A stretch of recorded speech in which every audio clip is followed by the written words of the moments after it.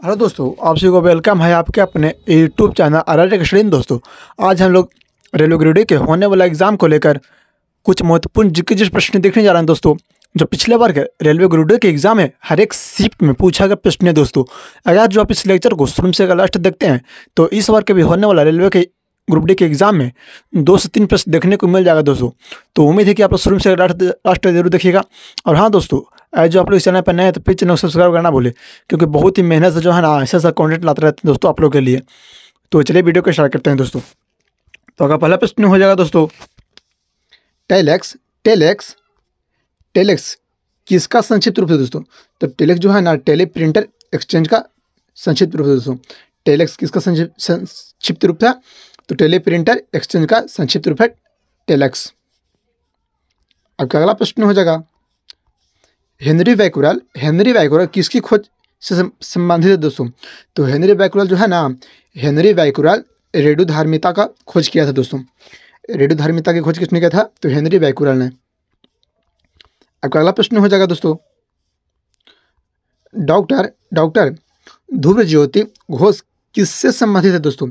Doctor ध्रुव ज्योति घोष किससे संबंधित है? तो जो है ना पारिस्थितिकी से संबंधित दोस्तों, पारिस्थितिकी से संबंधित है डॉक्टर ध्रुव ज्योति। आपका अगला प्रश्न हो जाएगा, एक पेड़ की शाखा पर बैठे एक बंदर का अचानक जमीन की ओर नीचे गिरना किसका उदाहरण है दोस्तों? तो एक पेड़ की शाखा पर बैठे एक बंदर का अचानक से नीचे गिरना जो है ना, ये जो है ऊर्जा संरक्षण के नियम का उदाहरण है दोस्तों। ऊर्जा संरक्षण के नियम का प्रमुख उदाहरण है दोस्तों, बंदर ऊपर से नीचे गिरना। अब अगला प्रश्न हो जाएगा,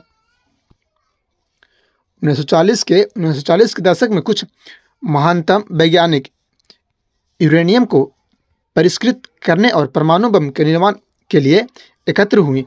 उसके काम को क्या कहा था? तो उसे कहते हैं दोस्तों मैनहट्टन प्रोजेक्ट कहा जाता है दोस्तों। 1940 में सभी वैज्ञानिक मिलकर के जो है ना परमाणु बम के निर्माण करने में लग गए थे, उसे कहते हैं मैनहट्टन प्रोजेक्ट। अब अगला प्रश्न हो जाएगा, प्लाज्मा जो कि रक्त का एक घटक है वो क्या है? तो प्लाज्मा जो है दोस्तों एक प्रकार का द्रव है जो प्रमुख रक्त का घटक है दोस्तों। अब अगला प्रश्न हो जाएगा, राइनोस्कोप किसकी जांच करने का एक प्रमुख उपकरण है दोस्तों?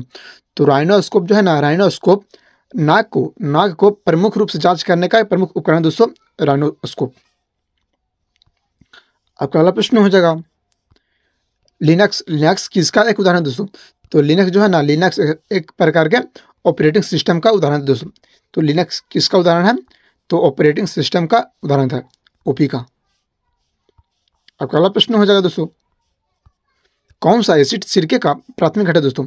कौन सा एसिड सिरके का प्राथमिक घटक है?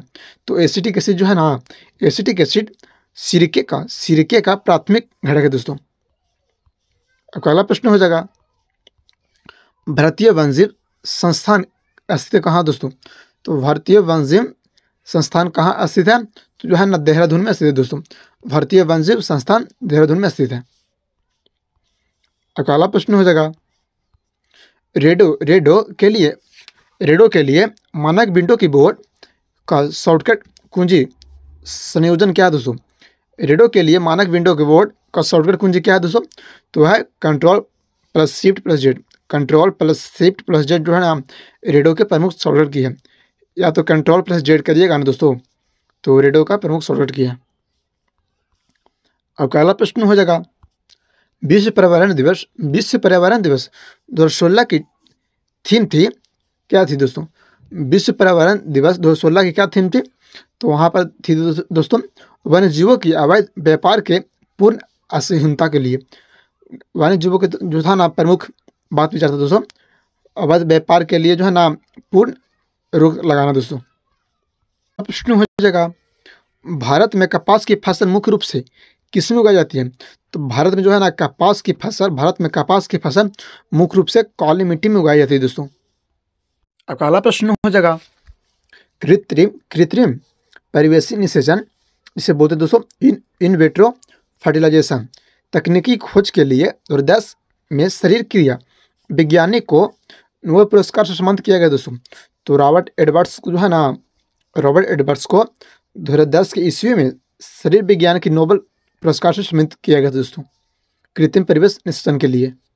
इसे बोलते हैं दोस्तों इन विट्रो फर्टिलाइजेशंस।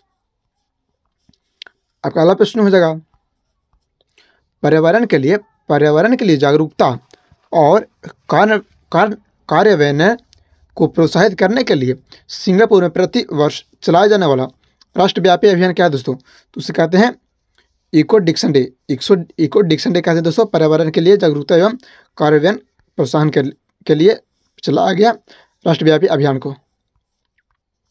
आपका अगला प्रश्न हो जाएगा, कौन अमाशय रस के एक घटक के रूप में पेट में स्रावित नहीं होता दोस्तों? तो कौन जो है ना अमाशय के रस के प्रमुख घटक के लिए पेट में स्रावित नहीं होता है? तो उसे कहते हैं सल्फ्यूरिक एसिड कहते हैं दोस्तों। इसे जो है ना सल्फ्यूरिक एसिड को अमाशय के रस के घटक के रूप में स्रावित नहीं किया जाता था दोस्तों। अब अगला प्रश्न हो जाएगा, मानव शरीर में त्वचा की सबसे ऊपरी खुली परत को क्या कहते हैं? मानव शरीर में त्वचा के सबसे ऊपरी खुली परत को क्या कहते हैं दोस्तों? तो उसे कहते हैं बाह्य त्वचा, एपिडर्मिस कहते हैं दोस्तों। उसे क्या कहते हैं? एपिडर्मिस। अब अगला प्रश्न हो जाएगा, मानव रक्त के पीएच मान का अनुमानित मान क्या है दोस्तों? तो मानव रक्त के पीएच मान का अनुमानित मान है दोस्तों 7.4। 7.4 जो है ना मानव रक्त के पीएच मान का अनुमानित मान है। आपका अगला प्रश्न हो जाएगा, इंटीग्रेटेड सर्किट्स कंप्यूटर के किस पीढ़ी के से संबंधित है दोस्तों? इंटीग्रेटेड सर्किट जो है ना कंप्यूटर के किस पीढ़ी से संबंधित है? तो जो है ना तीसरी पीढ़ी से संबंधित है दोस्तों। इंटीग्रेटेड सर्किट IS तीसरी पीढ़ी से। आपका अगला प्रश्न हो जाएगा दोस्तों, 1989 में वर्ल्ड वाइड वेब का आविष्कार किसने किया था? 1979 में वर्ल्ड वाइड वेब WWW का खोज किसने किया दोस्तों? तो उसका खोज किया था टिम बर्नर्स-ली ने। टिम बर्नर्स-ली ने जो है ना वर्ल्ड वाइड वेब का प्रयोग किया था दोस्तों। आपका अगला प्रश्न हो जाएगा, जून 2015 में ग्रीन हाउस गैस उत्सर्जन में योगदान के संदर्भ में मात्रा की दृष्टि से भारत का विश्व स्तर क्या था दोस्तों? जून 2015 में ग्रीन हाउस उत्सर्जन में योगदान के संदर्भ के रूप में विश्व का क्या स्थान था भारत का? तो भारत का दोस्तों चौथा स्थान। आपका अगला प्रश्न हो जाएगा, प्रोसीजर ओरिएंटेड लैंग्वेज प्रोग्राम को मशीन लैंग्वेज प्रोग्राम में बदलने के लिए कंप्यूटर द्वारा किसका प्रयोग किया था? प्रोग्रामिंग लैंग्वेज को जो है ना मशीन लैंग्वेज को चेंज करने के लिए उसमें किसका प्रयोग किया था दोस्तों? तो उसमें प्रयोग किया जाता है कंपाइलर का प्रयोग किया जाता है। कंपाइलर का प्रयोग किया जाता है प्रोसीजर लैंग्वेज को मशीन लैंग्वेज बदलने के लिए। अगला प्रश्न हो जाएगा, UNFCCC का किस नाम के संक्षिप्त रूप है दोस्तों? तो जो है ना United nation framework convention of climate exchange का नाम से जाना जाता है दोस्तों UNFCCC को। आपका अगला प्रश्न हो जाएगा, डेटा प्रोसेसिंग के संदर्भ में संकेताक्षर SAP किसका संक्षिप्त रूप है दोस्तों? तो जो है ना SAP का संक्षिप्त रूप है system application products. System application products प्रमुख रूप है दोस्तों किसका? SAP का। आपका अगला प्रश्न हो जाएगा दोस्तों, मानव शरीर का सामान्य तापमान क्या होता है? तो मानव शरीर का सामान्य तापमान जो है ना 37 डिग्री सेल्सियस होती है दोस्तों। मानव शरीर का प्रमुख तापमान 37 डिग्री सेल्सियस। आपका अगला प्रश्न हो जाएगा, विटामिन ए का वैज्ञानिक नाम क्या है दोस्तों? तो विटामिन ए का वैज्ञानिक नाम है रेटिनॉल। रेटिनॉल जो है ना विटामिन ए का वैज्ञानिक नाम है। आपका अगला प्रश्न हो जाएगा, फाउंटेन पेन का आविष्कार किसने किया था? फाउंटेन पेन का आविष्कार किसने किया दोस्तों? तो फाउंटेन पेन का आविष्कार एली वाटरमैन ने किया था दोस्तों। एली वाटरमैन ने किया था फाउंटेन पेन का आविष्कार। आपका अगला प्रश्न हो जाएगा, नेफ्रॉन संबंधित किससे दोस्तों? तो नेफ्रॉन जो है ना नेफ्रॉन किडनी से प्रमुख संबंधित है दोस्तों। किडनी से संबंधित है नेफ्रॉन। आपका अगला प्रश्न हो जाएगा, मादा क्यूलेक्सर मच्छर किस रोग की वाहक है दोस्तों? मादा क्यूलेक्स मच्छर जो है ना किस रोग के वाहक है दोस्तों? तो जो है ना फाइलेरिया रोग के प्रमुख वाहक है मादा एक्लोजर मच्छर।